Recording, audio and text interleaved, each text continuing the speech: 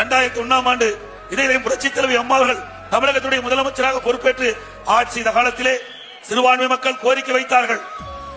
புனித ரமலான் மாதத்தில் பள்ளிவாசலுக்கு நோன்பு கஞ்சி தயாரிக்க அரிசி வேண்டும் என்று கேட்டார்கள்.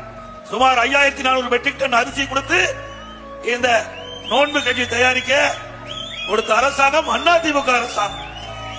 நாகூர் தர்கா சந்தனக்குடி விழாவிற்கு விலையில்லாமல் சந்தனக்கட்டை வழங்க வேண்டும் என்று கோரிக்கை வைத்தார்கள். அதிமுக அரசு இருக்கின்ற வரை நாகூர் தர்கா சந்தனக்குடி விழாவிற்கு விலையில்லா சந்தனக்கட்டை வழங்கிய அரசாங்கம் அதிமுக அரசாங்கம். 2018 வரை ஹஜ் புனித பயணம் மேற்கொள்கின்ற இஸ்லாமிய பெருமக்களுக்கு மத்திய அரசு மானியமாக 6 கோடி வழங்கி வந்தது. 2018ஆம் ஆண்டு திடீரென்று நிறுத்தப்பட்டு விட்டது. இஸ்லாமிய பெருமக்கள் என்னை சந்தித்து அந்த மானிய தொகை மாநில அரசு மூலமாக தொடர வேண்டும் என்று கோரிக்கை வைத்தார்கள். அதை நாங்கள் தொடர்ந்து செயல்படுத்தினோம். அந்த நிதி போதாது என்று மீண்டும் இடத்திலே கோரிக்கை வைத்த காரணத்தினாலே 2021ஆம் ஆண்டு 6 கோடி ஹஜ் புனித பயணம் மேற்கொண்ட மானியமாக கொடுத்ததை அதிகரித்து 12 கோடி ரூபாயாக அந்த மானியத்தை அதிகரித்து கொடுத்த அரசாங்கம் அதிமுக அரசாங்கம்.